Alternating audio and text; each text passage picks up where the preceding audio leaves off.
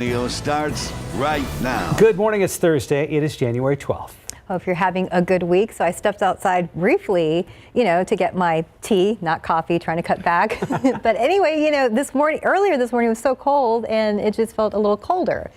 Yeah. Wouldn't be surprised. We had breezy conditions as soon as we woke up this morning. Where are we at as of almost 9 a.m., Justin? It was breezy earlier. It is now windy because those winds have really picked up. So remember yesterday we were talking about the trash cans probably blowing down the street at this point. Gusts now up to 36 miles per hour here in San Antonio. We're seeing gusts right in that range around most of South Texas this morning. So let's look at some of those numbers.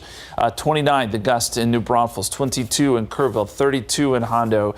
We'll see these winds stay in that range for another couple of hours and then start to subside some, but it is a windy morning.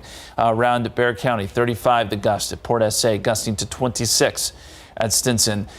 This is doing a couple of things. It's carrying in some dust from West Texas. You remember yesterday we talked about the blowing dust up there around Lubbock. Well, some of that is filtering down into South Texas, but it's also kicking up the mountain cedar numbers. And here is the latest pollen count. Mountain cedar is at 7,190. Molds are moderate. They jumped up too at 650s. So expect mountain cedar numbers to stay elevated. Probably going to be in the high category again tomorrow. We'll keep you posted there. Your KSAT 12-hour forecast. 61 noontime. It's going to be cooler than yesterday thanks to that front that blew through overnight. 66 at 3 o'clock. 66 probably our high temperature. And we'll see northerly winds anywhere from 15 to 20, but dying down, especially this evening, more in the 5 to 10 mile per hour range, which also means we're going to get a cold morning tomorrow. More on those low temperatures coming up in just a bit. But let's get over to RJ now. Looks like we have an issue out there on the roadway. Oh, yeah, Justin, it's been a rough morning for drivers out on 281. So let's show you what's going on. Taking you outside with our TransGuide traffic cameras. 281 northbound at Olmos Drive. This is the scene. This is what's happening right now. There was a reported crash in the area, and these emergency vehicles have been out here for, I want to say, about an hour or so, trying to just clear out this accident. As we show you the maps and give you kind of an up-close look exactly what is going on here, as you can see that traffic is definitely being affected in this area. So again, the crash being reported, 281 northbound lanes at Hildebrand Avenue. But I want to kind of take a wider look of this wreck, and you can see that it's affecting traffic all the way down south to I-35. So 281 is kind of a mess right now. Anywhere in between Hildebrand and Olmos Drive, a lot of backup there in that area. So if you have to be in that area, just be careful. Make sure you find a way to get around it. I want to also mention this stall here, the westbound lanes of I-10 at Vance Jackson Road. Traffic appears to be moving pretty smooth in that area there. And but as far as the rest of the city, things looking pretty good so far. We mentioned this one thing here right by the San Antonio Zoo on 281. That's the biggest issue that we're seeing right now. But other than that, things looking pretty smooth. One more look here at this accident. Crews again trying to clear out the scene. So just try and avoid this in general if you can. 281, the northbound lanes at Olmos Drive. Mark and Stephanie, back to you guys. All right. Thanks, RJ. Here's today's 9 at 9. District 10 Councilman Clayton Perry is returning to his council seat today. That's despite the DWI charge in a hit-and-run crash he's accused in. He sent a letter to city officials saying, quote, "I have sufficiently addressed the issues that prevented me from carrying out my duties as a council member," end quote. Mayor Ron Nirenberg said without a conviction, City Council does not have the authority to remove Perry. Investors today looking to see where inflation is going. The Labor Department just released numbers that show prices were up 6.5% compared to last year. That continues a slowdown of inflation rates. Stocks closed higher yesterday. The Nasdaq up nearly 2%, the S&P up 1.3%, and the Dow up 0.8%. The FAA computer glitch that led to a nationwide ground stoppage for flights yesterday was traced to a system failure undergoing routine maintenance. An official says it appears an FAA computer engineer mistakenly replaced one file with another. Flights were eventually resumed a few hours later, but ripple effects from the delays and cancellations of flights could linger through today and into tomorrow. President Biden's legal team found another batch of classified information at a second location. As of now, there's no confirmation on how many documents were found in this second discovery or what information they contain. The location of where they were found has also not been released. Some Republicans are calling for a full investigation into the situation. The Biden administration has renewed the COVID-19 public health emergency provision. It provides authority for data tracking, vaccinations by pharmacists, and other pandemic responses. COVID cases are currently on the rise again in the U.S., with a new Omicron subvariant quickly spreading. Only about 15% of Americans eligible for an updated booster have gotten it. A recent study found most people who contracted a mild case of COVID saw their long-term symptoms resolve within the first year. Some of the common symptoms include brain fog, loss of smell and taste, breathing problems, dizziness and weakness, heart palpitations, and strep throat. But doctors say some are still seeing long-term COVID symptoms in their patients. Drug overdose deaths continue to drop slightly for the fifth straight month, but the numbers are still more than 50% higher than they were 3 years ago. Synthetic opioids such as fentanyl continue to be involved in more than 2/3 of overdose deaths, which may involve multiple drugs at the same time. The White House confirms President Biden does not support a ban on gas stoves. That comes after the Consumer Product Safety Commissioner suggested to Bloomberg that he may pursue such action. He said gas stoves are a quote-unquote hidden hazard and that, quote, products that can't be made safe can be banned, end quote. The CPSC also confirmed it's not planning to ban gas stoves, but it might seek to restrict emissions from them. As we get ready for a new tax season, the IRS now says that it's taken a huge bite out of the 2022 tax return backlog. But as of early December, there were still over 2 million that hadn't been processed yet. And that's today's 9 at 9. In morning headlines, what do a Bengal tiger cub, a gun, and blood have in common? We have an answer to that riddle. Plus, Mars may have some competition. Disney making some family-friendly changes to their parks, and another movie-themed park about to be built. This one in Texas. David Sears is here with all of the morning stories. Hey. Not enough themed parks around. Roller coasters. About to get a big one. Yeah, this is going to be very interesting. Anybody complaining about Dallas traffic is going to have to... Yes. This is in a spot where everything seems to be being built these days. There's a lot, right? So we'll talk about that in just a second. First, let's start with a strange crime out of New Mexico that involves this little guy. That is a Bengal tiger cub, a gun, a mobile home, and some blood also involved. It all unfolded in Albuquerque. Police got a call about gunshots in their convenience store. When they got there, they heard shots coming from a nearby mobile home. They went to check on that, found a suspect armed with a handgun. They were able to get him into custody. Then they spotted a trail of blood that led them to another trailer, and lo and behold, that is where they found the tiger cub, all alone. The little guy is now safe with New Mexico Game and Fish. The investigation into the shooting continues. There might be life on Mars, and now NASA says there's another planet way out there that could sustain life. You are looking at an illustration of an exoplanet discovered by NASA. They are calling it TOI 700E. Why don't they just name it like Bill or something? I don't understand all these names, but it is the fourth planet orbiting a small star's habitable zone. The planet is far away from the star that it can have water on the surface, and if there's a chance that there's water on that surface, that means there's a chance there could be life. Hey, if you are headed to Disneyland in California, there are some changes. It's going to make your experience a little more magical. First off, they are adding more lower price tickets throughout the year. Since they are celebrating 100 years, if you have a key pass or park hopper tickets, you'll be able to go between two parks 2 hours earlier. Pretty soon, you're going to be able to download all the photo passes or attraction photos for free on the Disney app. If you are headed to Orlando, Disney World is bringing back free self-parking to resort hotels. If you're a pass holder, you can visit your favorite park at 2 in the afternoon without a reservation. And if you don't want to go to the East Coast or the West Coast for a movie-themed park, well, this chunk of land right here, this chunk of land, all that right there, that's going to be the site for a Universal-themed park. The park is going up where everything else is in North Texas, Frisco. It'll be a park with Universal movie-themed rides and experiences. They will be going to cater to specific clientele, though. Everything in this park is really being designed for children under 10. That's our target, our focus right there. We've envisioned this park as a regional park, so we expect visitors will come not only from the state of Texas, from outside Texas as well, from all the neighboring states, and that's why we built this 300-room hotel, so that it can turn into a family vacation. Oh, yeah, so the focus is going to be on 10 and under, but everybody is welcome. There will be rides, shows, character meet and greets, food and drinks, and, of course, that 300-room hotel. There is no timetable for an opening. First things first, they have to get committee and city council approval. Probably not going to be that difficult when you consider that this will be a tourist attraction from all over the region. Isn't that where the Cowboys facility is? The Star at Frisco? Star, yeah.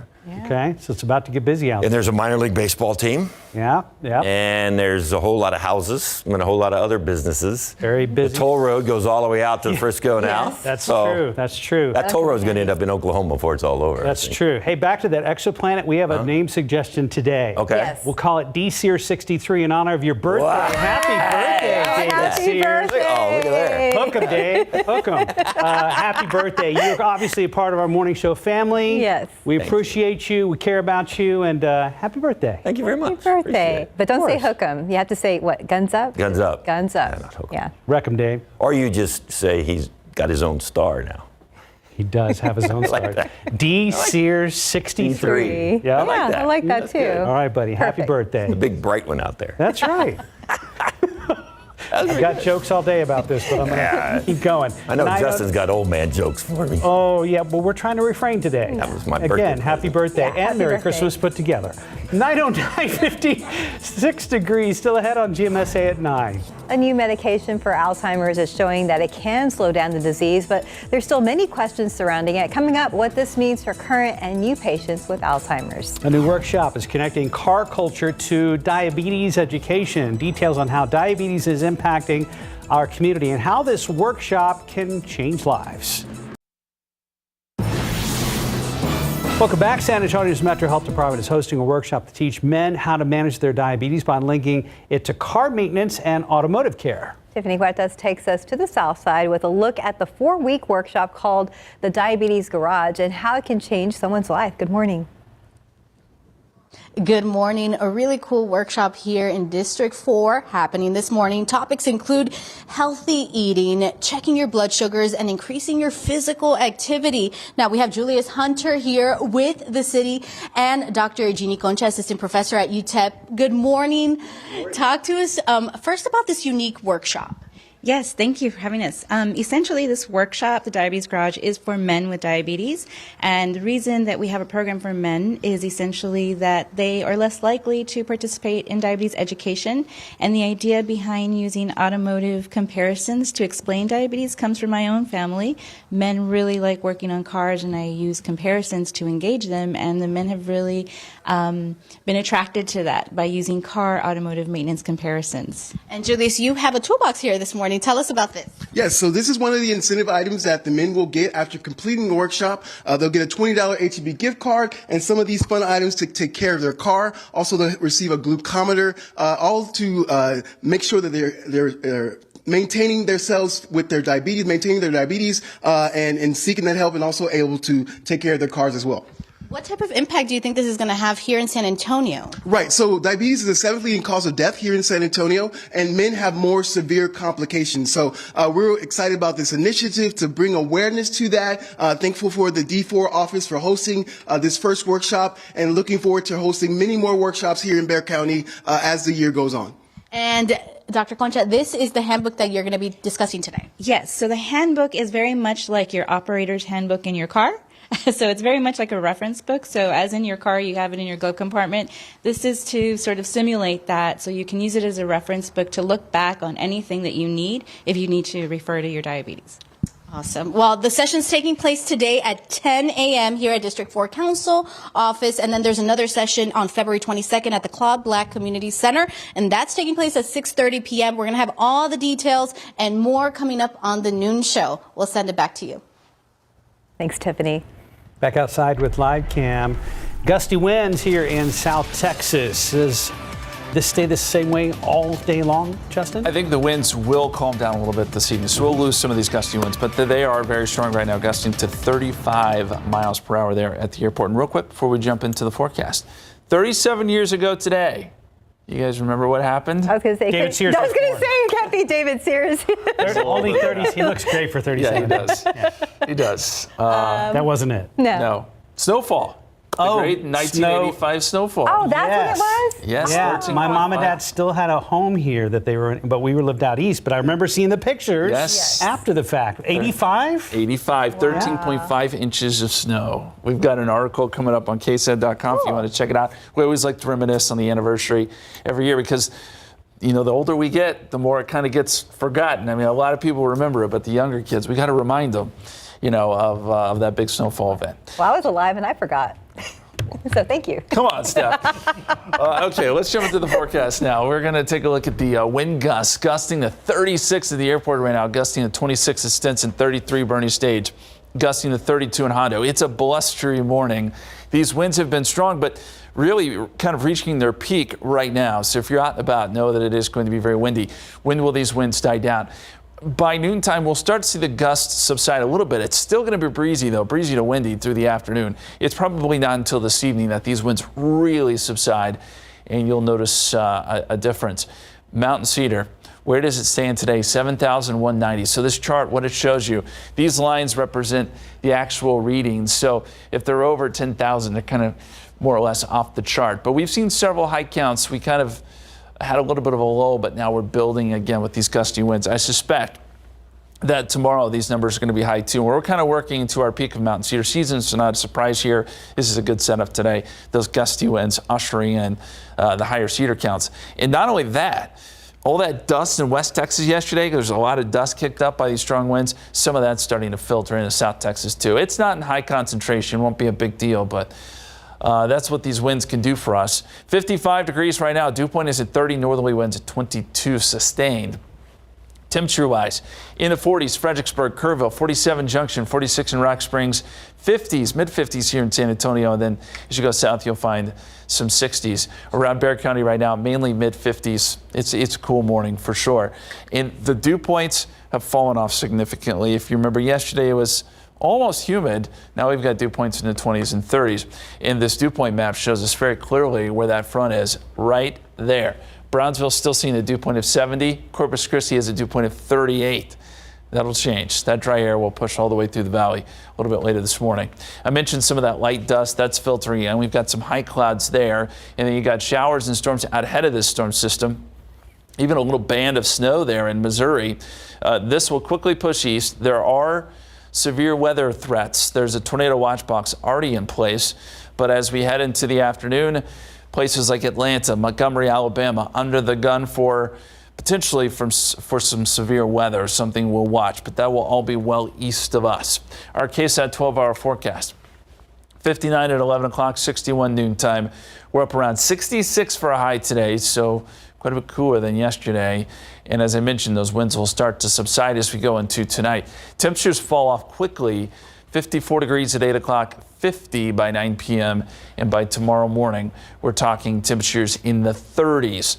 The dew points, it is dry, stay low, and it stays dry through Saturday. I think by Sunday we'll see a little bit of a moisture increase, but not much.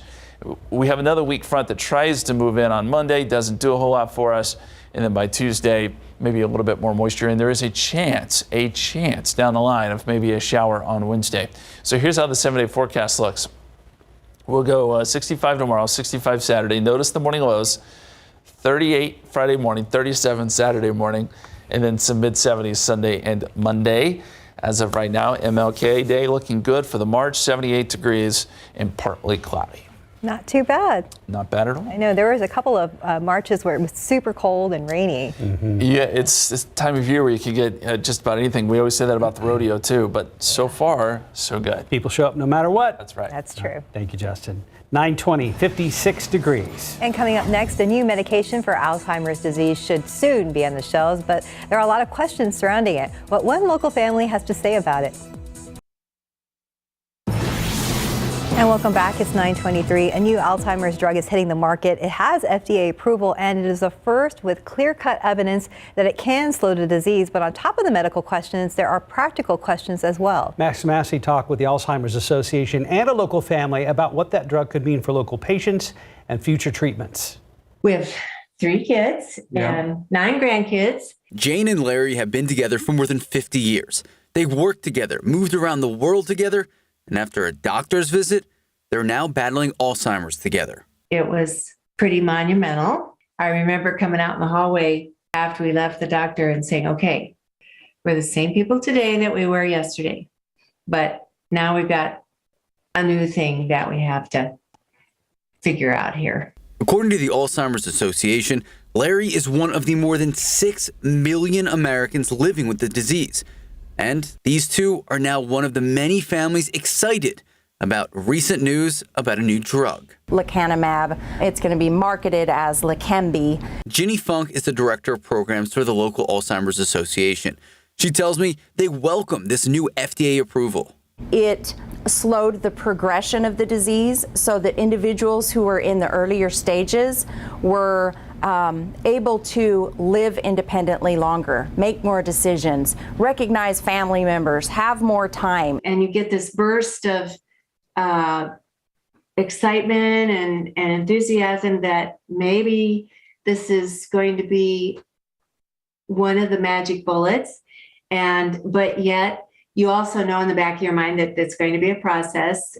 And Ginny tells me it'll be a process with a lot of questions like availability, timetables, and costs. Right now would only be available through out of pocket, and it's really, really expensive. The current estimate, more than $26,000. But the new drug, the FDA approval, and the continuous fundraising, they're all steps in the right direction. Our leading scientists and our leaders are so hopeful that, yes, in our lifetime, I don't know about a time frame in years, but in our lifetime, there will be additional treatments and a cure and ultimately prevention for future generations.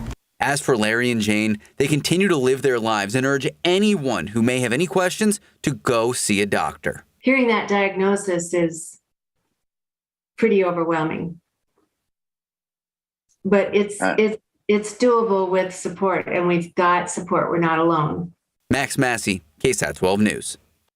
926, 56 degrees. There's a lot more ahead on GMSA at 9. And still ahead, we're going to take a look at the San Antonio Spurs versus the Memphis Grizzlies. Poor Trey Jones. That's all I'm going to tell you.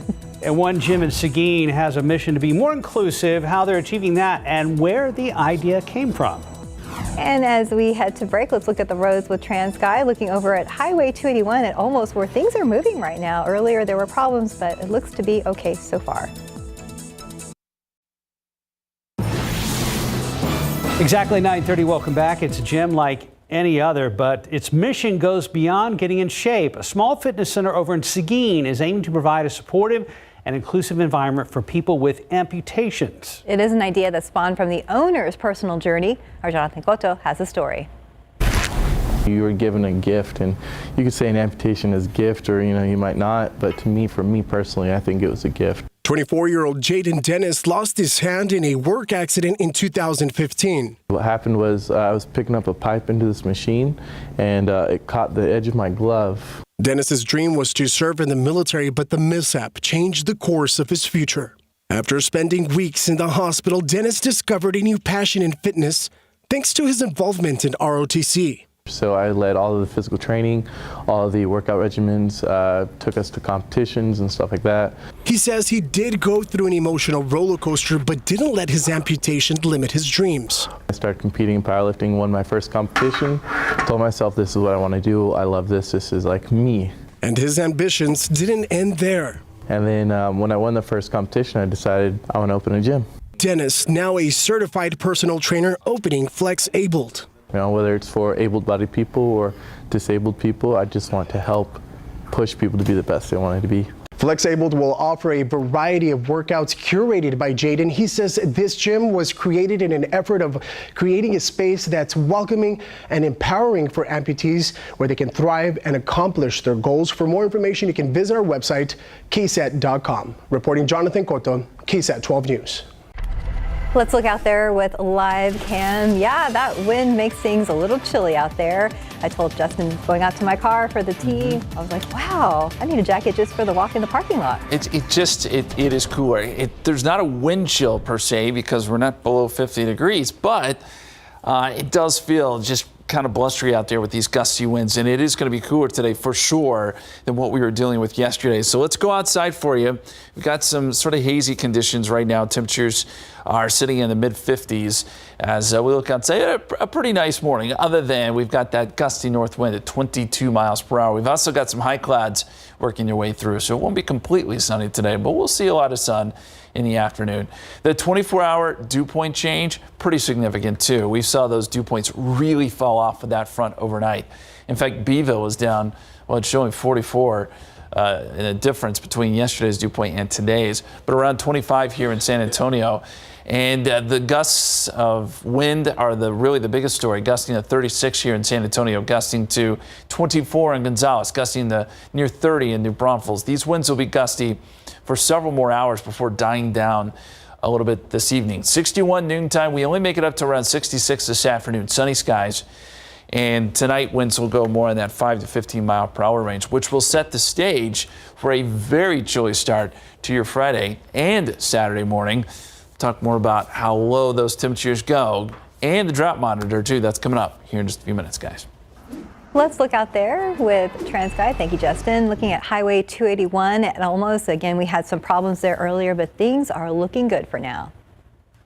And the latest inflation numbers are coming out this morning, and they could show another month of cooling prices, but that doesn't mean we won't stop seeing the high prices in the grocery stores. When it comes to produce, specifically eggs, Americans are spending a staggering amount of money for it. Still, ABC's Andrea Fajii explains why something so high in demand is costing all of us so much.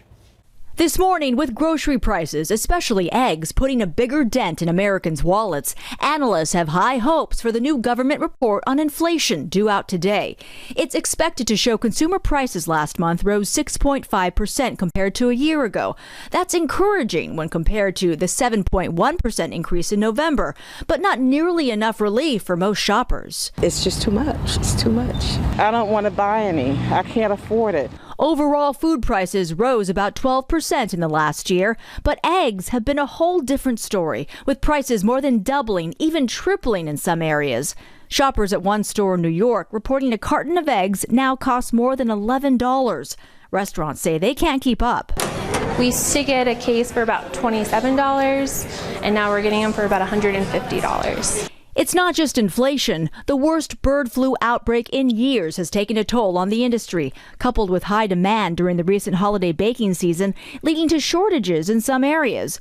The Agriculture Department says bird flu has reduced the egg-laying hen population by more than 40 million. If the egg price still so high, we will have to increase the price again. Last week I did a lot of custards and stuff like that, so I didn't do any muffins because you have to find that toss-up between what are we going to be able to offer. The good news is some experts believe egg prices may have peaked, but they're expected to remain high through spring.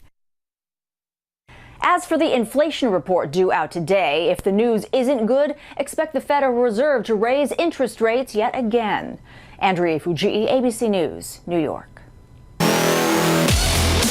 Oh, the Spurs. They hang tough, but they fall to the Grizzlies in Memphis. David and RJ are both back to break down this one to discuss the latest with the Spurs' return to the Alamo Dome right here in San Antonio. I didn't bring any notes today. I mean, I watched it. Keldon Johnson was back. He had a pretty decent night after missing, 2-3 games. Yep. John Morant had the poster dunk of the evening, and the Spurs lost. So who needs notes for that?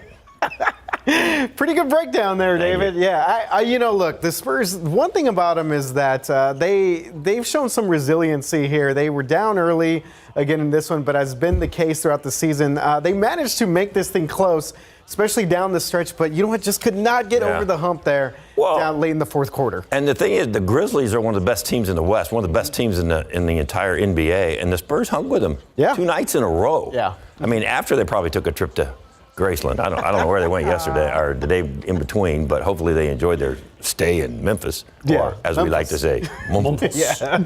But I mean, you got to give them credit. I mean, they hung, like you said, they hung in there, and they were right in these things twice. And this is the difference between young guys who are still learning and some of the old veterans, because, I mean, the young guys are going to be able to one day, hopefully, maybe sometime this year or into next year, win these games instead of lose these games by 5 or 6 points. They're going to figure out how had to complete the deal at the end. One of those guys there, Trey Jones, he's had himself a nice little run here. You mentioned Keldon Johnson. Still no word on Devin Vassell, his injury update. So we'll see, what's the latest there with him. But, and John Morant, you know what? He just has the Spurs number right now. I just think he scored 30 points against them for his entire career. He's got everybody's number, doesn't he? Is there a team that he doesn't have? No, not very many teams that he does not have their number. And this is, is this 9 in a row they've lost to the Grizzlies, and that's the longest losing streak to one team in the Pop era.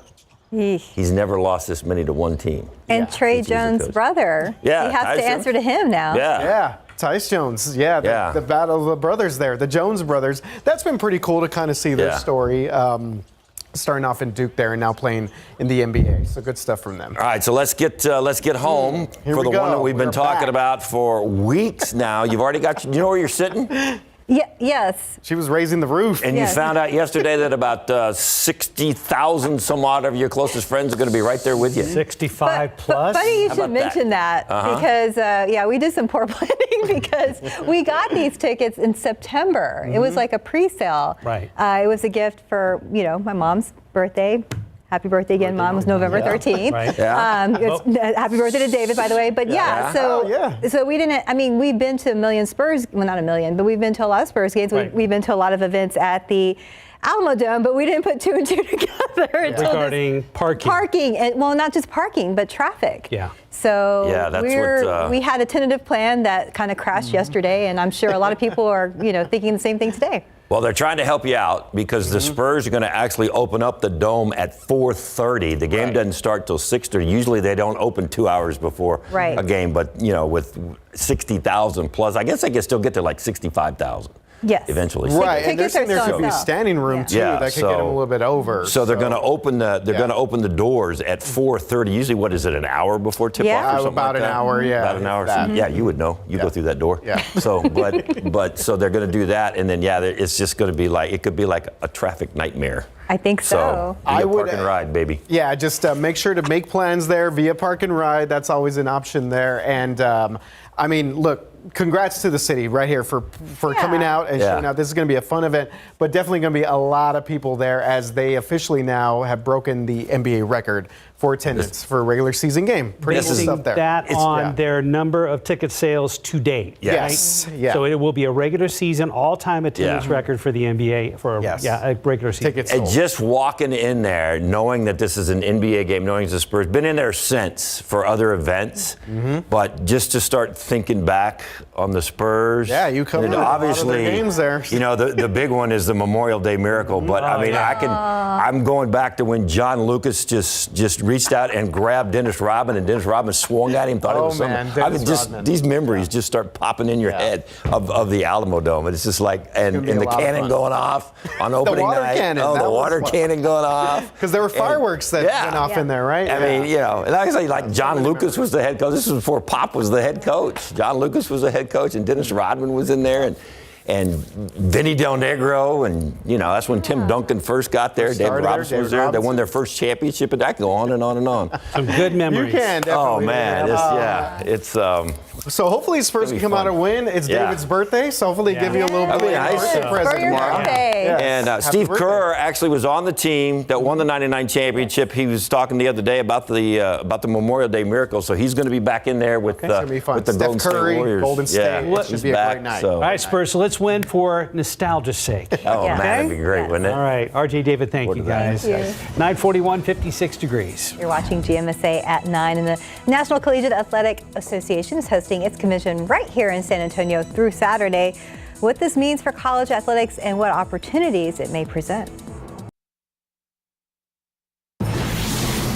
It's game on in downtown San Antonio as the NCAA convention is back after more than a decade. It's an opportunity to get back in front of the NCAA, nurture those relationships, and talk about future business. Jenny Carnes with San Antonio Sports says that future business means continuing to secure high-profile NCAA events for the city. With the NCAA, it always starts with the Final Fours for us. We've got the men's on the books for 2025. We were just awarded another women's, which will be back here in 2029. With thousands of NCAA members in town, it's also a win for the local tourism industry. It's a great convention. The association brings 9,000 room nights That's around 3,000 conventioneers that stay for 3 nights. Andres Munoz with Visit San Antonio says this week's convention is bringing in millions of dollars in economic impact and an opportunity to show why San Antonio deserves to host events in the future. The meeting specifically has probably an economic impact calculated around $3.5 million.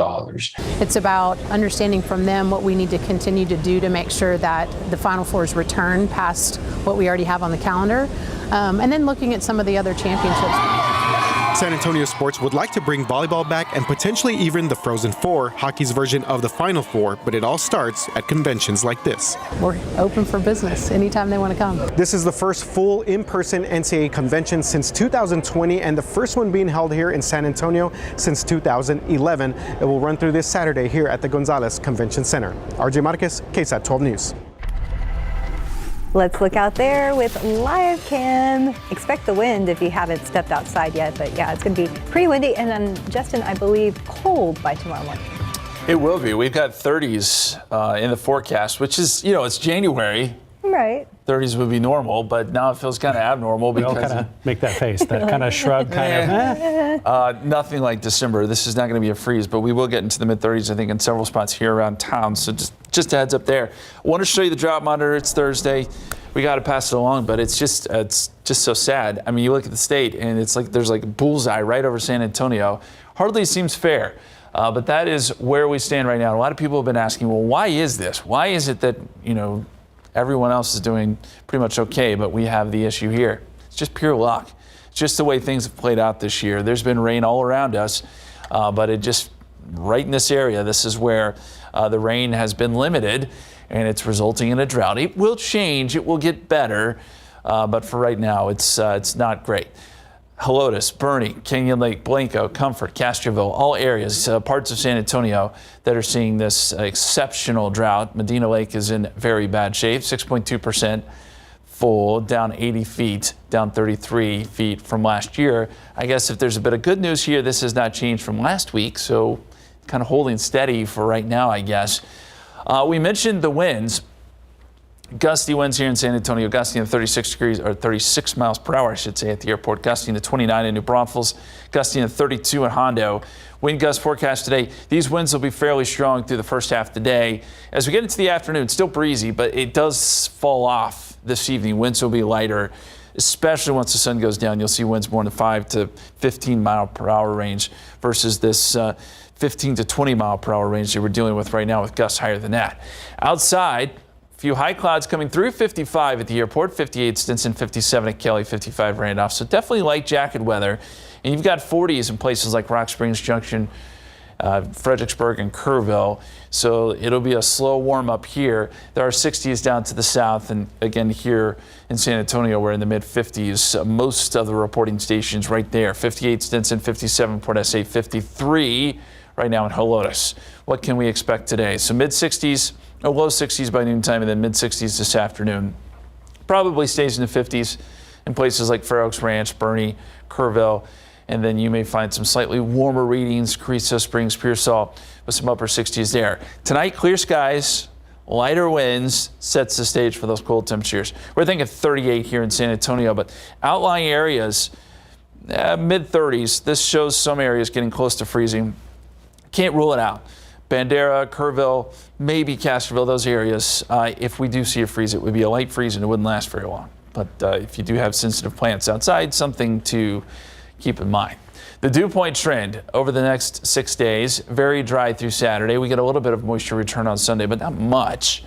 And we'll see a little bit more as we get into next week. I'm hoping that by Wednesday we'll have enough moisture in place that our next system will bring us a chance for rain. Right now we have a 10% chance of rain in the forecast, which I know is not great.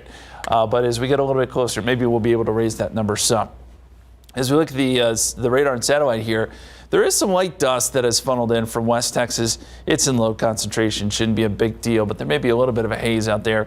And then as we look east, here is a line of storms that are pretty robust. There's going to be a lot of severe thunderstorm warnings, I think, this afternoon, and there is a tornado watch box in effect with this system. So that's where all the severe weather, that's where it's all going as it quickly moves east. That area of low pressure up here in Missouri, and then you got a tornado watch box out ahead of this. There is going to be a pretty significant risk for severe weather today across parts of Alabama and Georgia, but well east of us.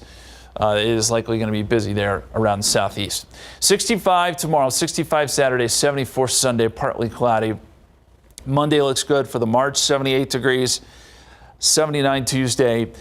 Next frontal boundary should move in Wednesday. Small chance of rain as it stands right now, as I said, 10%. But I'm hoping I can raise that as we get a little bit closer. We need something to bring some rain in here. And I had a really good question asked of me on Facebook. They said, with all this rain in California, does that mean we're going to more of an El Nino pattern, which would be, better for us as far as rain goes, because we've been in La Nina for several years now. Right. It is indicating that maybe somewhere down the line this year we'll move more into an El Nino type situation. And it's much needed at this point. And that would help rain chances theoretically later in the year. Okay. Yeah. Thank you, Justin. Yep. Thank you, sir. 9:51, 56 degrees. We'll be right back.